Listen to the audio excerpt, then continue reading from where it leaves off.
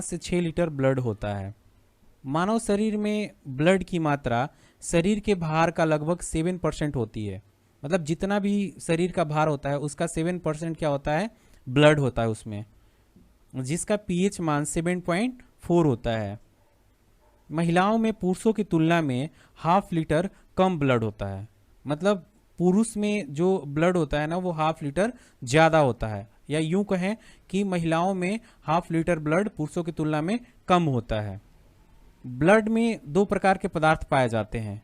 First होता है plasma जो कि 55% पाया जाता है, और सेकंड होता है हमारा ब्लड सेल जो कि 45% मतलब 45% पाया जाता है। ब्लड का 55% भाग प्लाज्मा होता है। यह ब्लड का नॉन लिविंग पार्ट होता है। इसका 19% भाग जो होता है जल होता है, 0.7% भाग जो होता है प्रोटीन होता है, और 0.9% भाग जो होता है साल्ट होता है, और 0.1% ग्लूकोज होता है। शेष पदार्थ बहुत कम मात्रा में पाए जाते हैं। अब हम बात करते हैं फंक्शन ऑफ प्लाज्मा की। तो देखिए, पचे हुए भोजन एवं हार्मोन का शरीर में संवहन प्लाज्मा के द्वारा ही होता है। मतलब जो भी हम खाते हैं या फिर शरीर में जो हार्मोन्स का जो संवहन होता है वो प्लाज्मा के द्वारा ही होता है। जो हमारे बॉडी टेम्परेचर को नियंत्रित करने का काम कौन करता है, प्लाज्मा ही करता है। तथा घाव कहीं कट जाते हैं तो घाव भरने का काम कौन करता है, प्लाज्मा ही करता है। तो एक यहाँ पे बात आती है सेरम। तो सेरम क्या होता है, तो जब प्लाज्मा में से फाइब्रिनोजेन नामक प्रोटीन निकाल लिया जाता है तो शेष प्लाज्मा को हम सीरम बोलते हैं। क्या क्या निकाल लिया जाता है, फाइब्रिनोजेन नामक प्रोटीन जब हम निकाल लेते हैं प्लाज्मा में से तो शेष जो प्लाज्मा बच जाता है ना उसको हम क्या बोलते हैं, सेरम बोलते हैं। ठीक है, अब हम पूछते हैं कि फाइब्रोजेनक नामक प्रोटीन क्या होता है, इसका वर्क क्या होता है। तो देखिए, इसका वर्क होता है ब्लड का थक्का जमने में ये मदद करता है। क्या करता है, जो भी हमारे ब्लड में थक्का जमने का काम होता है ना वो इसमें मदद करता है। अब हम बात करते हैं ब्लड सेल की। तो ब्लड सेल ब्लड का शेष 45% भाग होता है। इसे 3 भागों में हम बांटते हैं। कौन कौन से होते हैं, फर्स्ट होता है हमारा आरबीसी जिसको रेड ब्लड सेल बोलते हैं, सेकेंड होता है हमारा डब्ल्यूबीसी जिसको व्हाइट ब्लड सेल बोलते हैं, और थर्ड होता है हमारा ब्लड प्लेटलेट्स, इसको प्लेटलेट सिंपल हम बोलते हैं। ठीक है ना, तो जो अगर हम अमाउंट की बात करें तो सबसे ज़्यादा जो होता है ना वो रेड ब्लड सेल होता है हमारे ब्लड में। क्या होता है, रेड ब्लड सेल होता है। उसके बाद क्या होता है, ब्लड प्लेटलेट्स होते हैं हमारे ब्लड में। ठीक है ना, उसके बाद होता है डब्ल्यूबीसी मतलब व्हाइट ब्लड सेल होता है। तो आप देख सकते हैं सबसे ज़्यादा क्या होता है, आरबीसी, उसके बाद क्या होता है प्लेटलेट्स, उसके बाद क्या होता है डब्ल्यूबीसी। मतलब सबसे कम जो होता है ना डब्ल्यूबीसी होता है। तो चलिए एक एक करके इसको समझते हैं। सबसे पहले हम पढ़ेंगे आरबीसी, उसके बाद डब्ल्यूबीसी, उसके बाद हम प्लेटलेट्स की बात करेंगे, फिर उसके बाद हम बात करेंगे वर्क के कार्य क्या होते हैं। ठीक है, चलिए 1 बाय 1 करके पढ़ते हैं। तो यहाँ पे हम बात करते हैं आरबीसी की, मतलब रेड ब्लड सेल की। तो देखिए, आरबीसी का जो निर्माण होता है ना वो बोन मैरो में होता है। कहाँ पर होता है, बोन मैरो में होता है। और इसकी मृत्यु जो होती है लीवर और स्प्लीन में होती है। कहाँ पर होती है, लीवर और स्प्लीन में होती है। ठीक है, इसलिए इसको हम क्या बोलते हैं, आरबीसी का कब्रिस्तान भी इसको हम बोलते हैं। ठीक है, protein, vitamin B12 and folic acid का निर्माण में सहायक होता है। जो आरबीसी है ना, आरबीसी वो प्रोटीन, विटामिन B12 और फोलिक एसिड के निर्माण में बहुत सहायक होता है। ठीक है, अब आरबीसी में केंद्रक नहीं पाया जाता है। जैसे एक अपवाद है इनमें, कैमल और लामा। कैमल और लामा के आरबीसी में क्या पाया जाता है, केंद्रक पाया जाता है। इसका जीवन काल मतलब आरबीसी का जो जीवन काल होता है ना वो 20 से 120 डेज का होता है। ठीक है, एक नोट है, क्या नोट है कि भ्रूण अवस्था में इसका निर्माण लीवर तथा स्प्लीन में होता है। जब भ्रूण अवस्था में होते हैं, छोटे अवस्था में होते हैं, तो इनका निर्माण लीवर तथा स्प्लीन में होता है। इसमें हीमोग्लोबिन नामक प्रोटीन पाया जाता है जिसके कारण ब्लड का रंग लाल होता है। किसके वजह से होता है, हीमोग्लोबिन की वजह से आरबीसी का कलर क्या होता है, मतलब ब्लड का कलर क्या होता है, रेड होता है। ठीक है ना, ग्लोबिन युक्त प्रोटीन जो ऑक्सीजन एवं कार्बन डाइऑक्साइड की संयोग करने की क्षमता रखता है। ठीक है ना, हीमोग्लोबिन में पाए जाने वाला आयरन कंपाउंड को हम क्या बोलते हैं? हीमैटिन बोलते हैं। क्या बोलते हैं? हीमैटिन बोलते हैं। अब हम बात करते हैं आरबीसी के फंक्शंस की। तो शरीर के हर सेल में ऑक्सीजन पहुंचाने तथा कार्बन डाइऑक्साइड को वापस लाने का काम आरबीसी का ही होता है। ठीक है। तो जब हम सोते हैं तो सोते वक्त हमारे आरबीसी में 5% की कमी आ जाती है, और जो लोग 4200 मीटर की ऊंचाई पे जाते हैं उनके आरबीसी में 30% तक की वृद्धि हो जाती है। मतलब आरबीसी जो होता है 30% बढ़ जाता है। ठीक है। तो आरबीसी की जो संख्या होती है उसको हम कैसे मापते हैं? तो आरबीसी की संख्या हीमोसाइटोमीटर से मापते हैं। किसे? हीमोसाइटोमीटर से ही मापते हैं आरबीसी की संख्या जो है। ठीक है। अब हम आरबीसी में होने वाले रोग की बात करते हैं, आरबीसी की कमी से होने वाले रोग की बात करते हैं। तो कौन कौन से हैं? तो एनीमिया है और जॉन्डिस है। जॉन्डिस है। ठीक है। कौन कौन से? एनीमिया और जॉन्डिस। देखिए, हीमोग्लोबिन की मात्रा कम होने पर एनीमिया और जॉन्डिस रोग हो जाता है। एनीमिया वह अवस्था है जहां पर आरबीसी की संख्या या ऑक्सीजन की बुनियादी शारीरिक जरूरत को पूरा करने के लिए अपर्याप्त होता है। आयरन की कमी को एनीमिया का सबसे आम कारण माना जाता है। अब हम बात करते हैं व्हाइट ब्लड सेल की, मतलब ल्यूकोकाइट्स की। ठीक है। डब्ल्यूबीसी की। तो देखिए, ब्लड में डब्ल्यूबीसी की जो संख्या होती है ना, बहुत ही कम होती है, और आकार में तो बहुत बड़ा होता है, अमीबा के समान बड़ा होता है। इसमें केंद्रक रहता है। जैसे कि मैंने पीछे बात किया था कि आरबीसी में केंद्रक नहीं पाया जाता है, तो यहाँ पे हम अगर बात करते हैं तो डब्ल्यूबीसी में केंद्रक पाया जाता है। ठीक है। इसका निर्माण जो होता है ना, बोन मैरो, लिम्फ नोड और कभी कभी लीवर और स्प्लीन में भी होता है। इसकी जो मृत्यु होती है ना, वो कहाँ होती है? ब्लड में ही हो जाती है। तो इसकी मृत्यु ब्लड में हो जाती है। ठीक है। इसका जीवन काल जो होता है 2 से 4 दिन का होता है। अगर मैं आरबीसी और डब्ल्यूबीसी के रेशियो का बात करूं तो 600 आरबीसी पे 1 डब्ल्यूबीसी होता है। 600 आरबीसी में एक क्या होता है? डब्ल्यूबीसी होता है। ठीक है। अब इसके मुख्य कार्य के बारे में हम बात करते हैं। इसका वर्क क्या है, कार्य क्या है? तो इसका जो मुख्य कार्य होता है, शरीर, जो हमारे शरीर होते हैं ना, तो शरीर के रोगों के संक्रमण से बचाना है।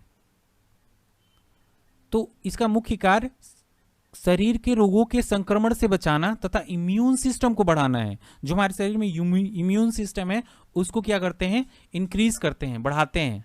ठीक है। यदि बाहर से किसी रोग के कीड़े हमारे शरीर में घुस जाते हैं तो इसके इर्द गिर्द घेरा डालकर ये उसको नष्ट कर डालता है। मतलब डब्ल्यूबीसी क्या करता है?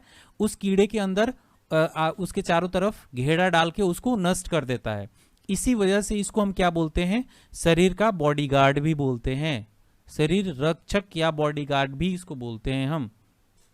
तो देखिए, डब्ल्यूबीसी की सहायता से घाव जल्दी भर जाते हैं। मतलब हमारे शरीर में जो डब्ल्यूबीसी हमारे शरीर में जो होता है उसके वजह से जो हमारे शरीर में घाव होते हैं वो जल्दी ही भर जाते हैं। डब्ल्यूबीसी का अधिक भाग 60% से 70% न्यूट्रोफिल्स कणिकाओं का बना होता है। न्यूट्रोफिल्स कणिकाएं ऐसे रोगाणुओं तथा जीवाणुओं का भक्षण करती हैं। ठीक है। तो न्यूट्रोफिल्स कणिकाएं का वर्क क्या होता है? तो जीवाणुओं तथा रोगाणुओं तथा जीवाणुओं का भक्षण करना। ठीक है। नेक्स्ट देखते हैं इसके कितने टाइप्स। यहाँ पे हम बात करते हैं व्हाइट ब्लड सेल मतलब डब्ल्यूबीसी की। तो डब्ल्यूबीसी के 2 मुख्य भाग होते हैं। कौन कौन से? तो फर्स्ट होता है ए ग्रेनुलोकाइट्स होता है, दूसरा होता है ग्रेनुलोकाइट्स। ठीक है। मैं अगर बात करूं ए ग्रेनुलोकाइट्स की, तो देखिए, जिसके प्रोटोप्लाज्म में दाने न हो, क्या मतलब जिसके प्रोटोप्लाज्म में दाने न हो उसे हम क्या बोलते हैं? ए ग्रेनुलोकाइट्स बोलते हैं। देखिए, मोनोसाइट का निर्माण भी बोन मैरो में ही होता है। कहां पर होता है? बोन मैरो में ही होता है। मोनोसाइट्स का निर्माण जो होता है बोन मैरो में ही होता है। यह मतलब ब्लड में 3 से लेके 8% तक पाया जाता है। ठीक है। उसके बाद होता है लिम्फोकाइट्स। लिम्फोकाइट्स जो होता है ना, वो साधारण अवस्था में 22 से 35% तक होता है। ठीक है। इसका निर्माण शरीर के लिम्फ धातु में ही होता है, जैसे कि टॉन्सिल हो गया, स्प्लीन, थाइमस आदि में होता है ना। इसको हम 2 टाइप्स में डिवाइड करते हैं। एक होता है टी लिम्फोकाइट्स एक होता है बी लिम्फोकाइट्स, ठीक है। जो टी लिम्फोकाइट्स होता है ना, वो कैंसर सेल को रिमूव करता है। इसका मेन जो वर्क होता है ना, वो कैंसर सेल को मारने का काम होता है, मतलब कैंसर सेल को रिमूव कर देता है। और दूसरा जो काम होता है, HIV के अटैक से भी बचाता है। अगर HIV अटैक करता है तो उस केस में भी उससे प्रोटेक्शन प्रदान करता है ना। उसके बाद हम बात करते हैं बी लिम्फोकाइट्स के। ये प्रतिरोधक कैपेसिटी को बढ़ाता है, मतलब हमारे शरीर में जो रोगों की क्षमता होती है, लड़ने की क्षमता होती है, उसको इंक्रीज करता है बी लिम्फोकाइट्स, ठीक है ना। अब देखिए, अब अग्रिनोकाइट्स क्या होता है, तो ग्रिनोकाइट्स जिसके प्रोटोप्लाज्म में दाने हो, इसका निर्माण बोन मैरो में होता है, ठीक है ना। मैंने क्या बताया कि ग्रिनोकाइट्स जिसके प्रोटोप्लाज्म में दाने होते हैं, ठीक है, और जिसका निर्माण बोन मैरो में होता है, ठीक है। अगर मैं प्राकृतिक अवस्था में देखें तो ये ब्लड के अंतर्गत न्यूट्रोफिल्स, इसमें न्यूट्रोफिल्स की बात करते हैं, जो 55 से 70% तक होता है। यूसिनोफिल्स जो होता है 2 से 7% होता है, और बीसोफिल्स जो होता है 1/4 से 1% होता है, मतलब 0.25 से 1% तक इसमें रहता है, ठीक है। अब WBC की कमी से होने वाले रोग कौन कौन से हैं, तो WBC की कमी से होने वाले रोग कैंसर और HIV है, ठीक है ना। अगर WBC की कमी हो जाती है तो उस केस में हमारे शरीर में कैंसर होता है या फिर HIV हो जाता है। अब एक चीज और ध्यान देने वाली बात है जो बहुत ही इंपॉर्टेंट है कि WBC की जो संख्या अगर डिक्रीज हो जाती है, घट जाती है, तो उस केस में हमें क्या हो जाता है, ल्यूकोपीनिया हो जाता है। अगर WBC की मात्रा हमारे शरीर में कमी आ जाती है तो उस केस में ल्यूकोपीनिया होता है, और WBC की मात्रा हमारे शरीर में अगर बढ़ जाती है तो ल्यूकेमिया होता है। मतलब दोनों में दिक्कत है, अगर घट जाए तब भी दिक्कत और बढ़ जाए तब भी दिक्कत है, ठीक है। और ब्लड प्लेटलेट्स की बात करते हैं, ठीक है ना। ब्लड प्लेटलेट्स की बात करते हैं तो ब्लड में इसकी संख्या जो होती है 4 से 5 लाख तक होती है। मतलब ब्लड में प्लेटलेट्स की संख्या जो होती है 4 से 5 लाख तक जनरली होती है, ठीक है ना। यह केवल मनुष्य एवं स्तनधारियों के ब्लड में ही पाया जाता है, अन्यथा दूसरे में नहीं पाया जाता है। इसमें केंद्रक नहीं होता है, इसका निर्माण बोन मैरो में होता है, ठीक है ना। इसका निर्माण कहां पर होता है, बोन मैरो में होता है। इसका जीवन काल 3 से 5 दिन का होता है, और इसकी मृत्यु स्प्लीन में होती है। कहां पे होती है, स्प्लीन में होती है। इस चीज को याद रखने की जरूरत है। इसका मुख्य कार्य क्या क्या होता है उसको समझते हैं। तो इसका मुख्य कार्य ब्लड के थक्का जमने में मदद करना होता है। मतलब हमारे शरीर में जो क्या होता है, ब्लड जब कहीं कट जाता है तो तुरंत थक्का जम जाता है। मतलब थक्का जमने का काम किसका होता है, तो एक तो मैंने बताया था कि RBC में भी होता है, और दूसरा मैंने बताया था प्लेटलेट्स का भी काम होता है कि ब्लड का जो थक्का जमने का काम करता है प्लेटलेट्स भी करता है। देखिए, प्लेटलेट्स की कमी से होने वाले रोग कौन कौन से हैं, तो चिकनगुनिया और डेंगू ज्वार। चिकनगुनिया हो जाता है और डेंगू ज्वार हो जाता है, ठीक है ना। तो चिकनगुनिया और डेंगू ज्वार के कारण मानव शरीर में प्लेटलेट्स की कमी हो जाती है, ठीक है ना। कमी हो जाती है, कभी कभी 60,000 70,000 तक पहुंच जाता है। कहाँ 4 लाख 5 लाख होना चाहिए और कहीं 40,000 50,000 तक हो जाता है। जिस केस में अगर इससे कम हो जाता है तो आदमी का डेथ हो जाता है, ठीक है ना। यहाँ पे देखते हैं कि ब्लड के मुख्य कार्य क्या क्या हैं, ठीक है। तो ब्लड के टेम्परेचर को कंट्रोल करना तथा शरीर के रोगों से रक्षा प्रदान करना, ये ब्लड का ही काम होता है। शरीर के वातावरण को अस्थायी बनाए रखना तथा घाव को भरना ब्लड के द्वारा ही होता है ना। ब्लड का क्लॉटिंग किसके द्वारा होता है, ब्लड के द्वारा ही होता है। किस में होता है, ये आपको प्लेटलेट्स में होता है, ठीक है ना। तो देखिए, हमने जैसे बताया था कि शरीर के हर सेल में ऑक्सीजन पहुंचाने तथा कार्बन डाइऑक्साइड को वापस लाने का काम ब्लड का ही होता है। ये किस में होता है, ये RBC में होता है। CO2, O2, पचा हुआ भोजन एवं हार्मोन का संवहन कौन करता है, ब्लड के द्वारा ही होता है। मतलब ब्लड ही करता है इस काम को। विभिन्न अंगों में सहयोग स्थापित करने का काम ब्लड के द्वारा ही होता है। मानव शरीर में ब्लड हेपेरिन की उपस्थिति में नहीं जमता है। अगर हेपेरिन नहीं हो तो फिर ब्लड क्या हो जाएगा, जम जाएगा।